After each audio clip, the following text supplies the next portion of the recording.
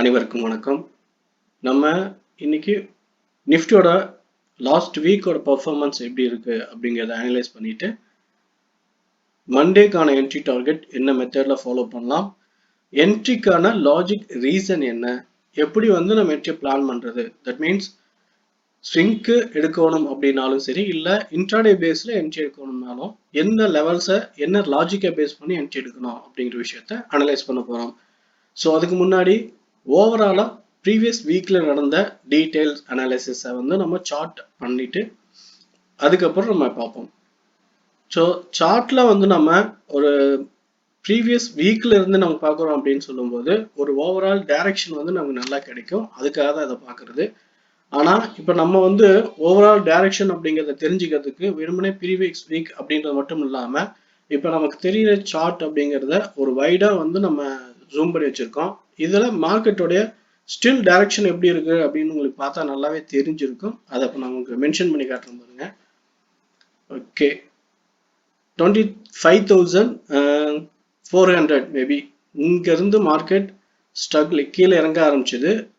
So ஒரு நல்ல down side அப்படிங்கிறதுக்கான டைரக்ஷன் பார்த்தீங்கன்னா உங்களுக்கு நல்லாவே தெரியுது. ஸோ இப்போ ஓகே, இப்போ நம்ம மார்க்கெட்டுடைய ஓவரால் ஹையர் டைம் ஃப்ரேமோடைய டைரக்ஷன் எப்படி இருக்கு அப்படின்னு பார்க்கும்போது நல்லா தெரியுது. ஒரு ட்ரெண்ட் லைன் ரெசிஸ்டண்ட்டை பேஸ் பண்ணி மார்க்கெட் அப்படியே டவுன்லேயே வந்துகிட்டே இருக்கு அப்படின்னு. இப்போ எந்த இடத்துல கரண்ட்ல இருக்கக்கூடிய சிச்சுவேஷன் எப்படி இருக்கு அப்படின்னு பார்க்கும்போது ஃபர்ஸ்ட் ஸ்விங்லோ, செகண்ட் ஸ்விங்லோ, தேர்ட் ஸ்விங்லோ இது எல்லாமே எப்படி இருக்குன்னா ஃபர்ஸ்ட் 22,500, அடுத்து 22,300, அடுத்து 22,150. ஸோ கிட்டத்தட்ட ஒவ்வொன்றுக்கும் ஒரு 100-200 பாயிண்ட்ஸ் மட்டும்தான் வேரியேஷன் இருக்கு. ஆனா இங்க இருந்து நம்ம பார்க்கோம் அப்படின்னா மார்க்கெட் இங்க இருந்து கீழே ஒரு லோ வந்ததுக்கு அப்புறம் இந்த லோ பிரேக் அவுட், அதாவது 24,300 பிரேக் அவுட் ஆகுதுன்னா அடுத்து பாத்தீங்கன்னா 22,700 400 பாயிண்ட்ஸ் டவுனு. அதுக்கப்புறம் சேம் இங்கிருந்து இந்த ஸ்விங்ல பிரேக் அவுட் ஆகுதுன்னா அதுக்கப்புறம் பாத்தீங்கன்னா அங்கிருந்து 22,850 இருந்து கிட்டத்தட்ட 800 பாயிண்ட்ஸ் மறுபடியும் மேல இருந்து கீழே இந்த லோ பிரேக் அவுட் ஆகும்போது சேம் சினாரியோ 23,000 இருந்து 22,600 பாயிண்ட்ஸ்.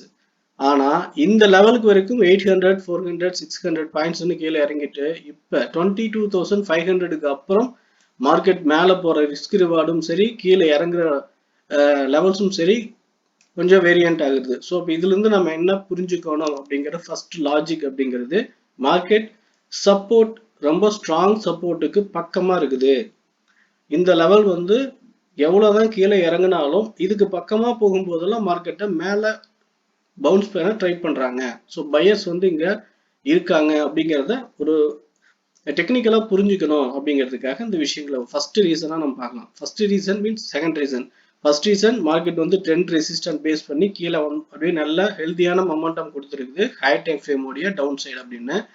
அதுல செகண்ட் ரீசன் 22,500 இருந்து இப்போ வரைக்கும் மார்க்கெட் ஒரு பர்டிகுலர் லெவலுக்குள்ள மட்டும்தான் இது போயிட்டு இருக்குது. அதாவது 22,000 இருந்து 22,500 வரைக்கும் தான் மேலே கீழே ஏறி இறங்கிட்டு இருக்கு. அப்படிங்கிறது இப்போ நம்ம பார்க்கலாம். எப்படின்னா இது கிட்டத்தட்ட மார்ச் 23rd இருந்து இப்போ வரைக்குமே ஏப்ரல் வரைக்குமே பார்த்தீங்கன்னா 1 மந்தாவே இந்த லெவலுக்கு கீழே போக முடியல. அது போகும்போதெல்லாம் ஒரு 400 பாயிண்ட் 500 பாயிண்ட் கீழே போனாலும் சப்போர்ட் பண்ணி மேலே ஏற்றிடுறாங்க. இப்போதான் இந்த விஷயங்களை நம்ம பார்க்கறது ஒரு முக்கியமான ரீசன். ஏன்னா இதுல மார்க்கெட் இதுக்கு கீழே போகும்போதெல்லாம் ஒரு பெரிய ரேலி கிட்டத்தட்ட 400-500 பாயிண்ட்ஸ் இருக்கும் அப்படின்னு நம்ம எதிர்பார்த்தாலும் வந்த வேகத்திலே மறுபடியும் மேலே ஏற்றுறதுக்கான பாசிபிலிட்டிஸ் இங்க பையர் சைட்ல பையர்ஸ் இருக்காங்க அப்படிங்கிறத மைண்ட்ல வச்சுக்கணுங்கிறதுக்காக தான் இந்த டெக்னிக்கல் ரீசனை நம்ம பார்த்தோம். ஓகே, இது ஒரு லாஜிக் ரீசன். ஹையர் டைம் ஃப்ரேம்ல மார்க்கெட்டோட டைரக்ஷன் தெரிஞ்சுக்கிறது. ஓகே, இப்போ நம்ம ஹையர் டைம் ஃப்ரேமோட மார்க்கெட் டைரக்ஷன் எப்படி இருக்கு, இதுல எந்த லெவல்லாம் மார்க்கெட் ரியாக்ட் ஆகி கீழே வந்திருக்கு அப்படிங்கிறத பார்த்துட்டோம்.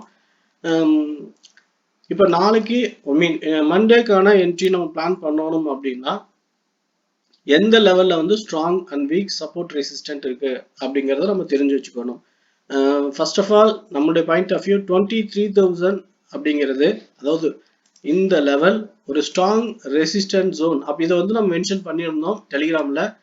இந்த லெவல் இருந்தா மார்க்கெட் கீழே விழுக ஆரம்பிச்சது 22,300 வரைக்கும். ஸோ 700 பாயிண்ட்ஸ் வந்து மேல இருந்து கீழே விழுந்துச்சு. மறுபடியும் இங்கிருந்து மேல பவுன்ஸ் பேக் ஆச்சு.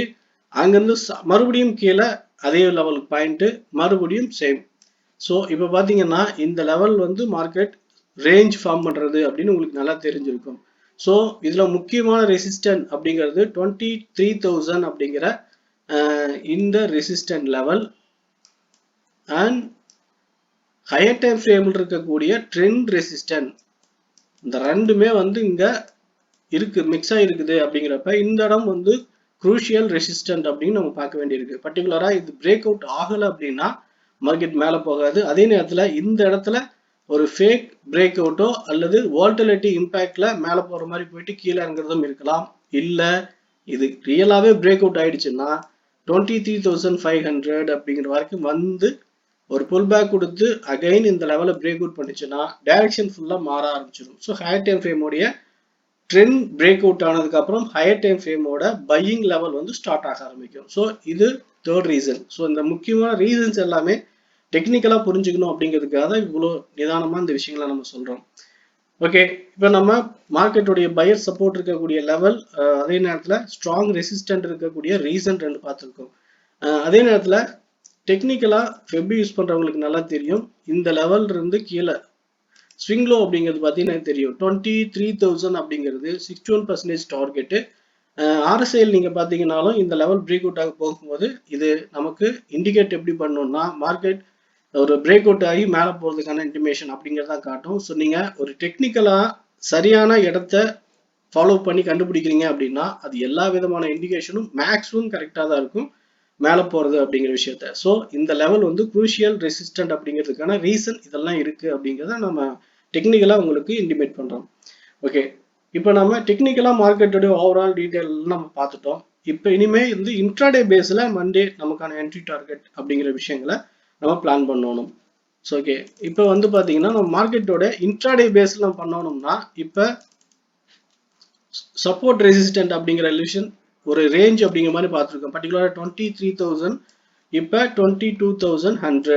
ஸோ இப்போ இதிலிருந்து இந்த ஸ்விங் ஹை டு லோ அப்படின்னா மார்க்கெட் கரண்ட்ல கிஃப்ட் நிஃப்டியோட இன்டிமேஷன் பிளஸ் வேர்ல்டு லெவலில் இருக்கக்கூடிய பேனிக்ஸ் எல்லாம் பார்த்தீங்கன்னா கொஞ்சம் குறையிற மாதிரியான சில இன்டிமேஷன் இருக்கு. பர்டிகுலராக வந்து ட்ரம்ப் போரை வந்து நம்ம நிறுத்தணும் அப்படின்ற மாதிரியான விஷயத்துக்கு போறதாகவும் அதனால ஒரு ரிலாக்ஸேஷன் இருக்கு அப்படின்ற மாதிரி பார்க்குறாங்க.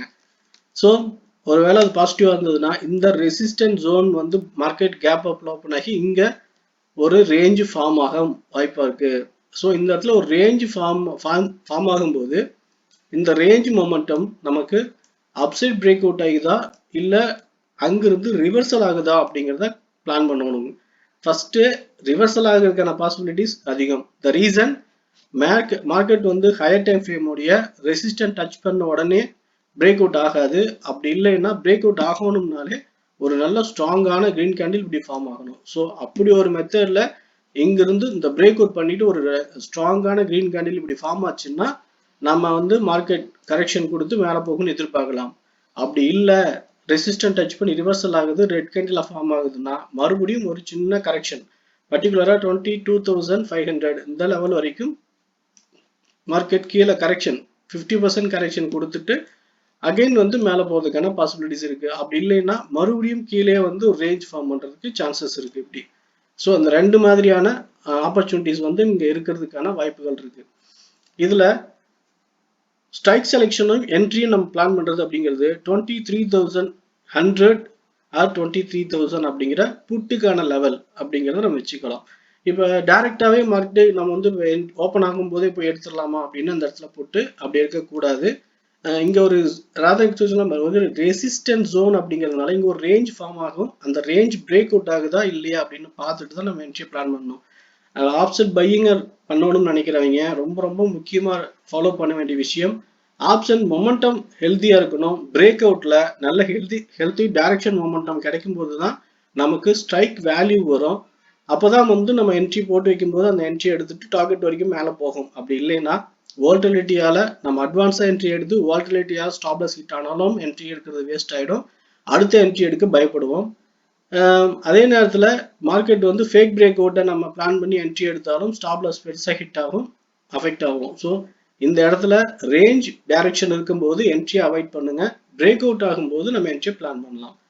ஓகே ஃப்ரெண்ட்ஸ், நிஃப்டியை பொறுத்த வரைக்கும் ப்ரீவியஸ் வீக் ஃபுல்லாக எப்படி நடந்துச்சு அப்படிங்கிறதும் ஓவராலாக நிஃப்டியோட டைரக்ஷன் எப்படி இருக்கு, இப்போ கரண்ட்ல நிஃப்டியோட சிச்சுவேஷன் எப்படி இருக்கு, இந்த லெவலில் மண்டே நம்ம என்ட்ரி எப்படி பிளான் பண்ணலாம் அப்படிங்கிற ஓவரால் டீட்டெயில் நம்ம ஷேர் பண்ணியிருக்கோம். ஸோ இந்த வியூ பிடிச்சிருந்தா லைக் பண்ணுங்க, உங்கள் ஃப்ரெண்ட்ஸ் சர்க்கிள் ஷேர் பண்ணி சப்போர்ட் பண்ணுங்க. உங்கள் ஒப்பீனியன் எதுவாக இருந்தாலும் கமெண்ட்ல சொல்லுங்க. ஓகே ஃப்ரெண்ட்ஸ், தேங்க்யூ ஃபார் வாட்சிங்.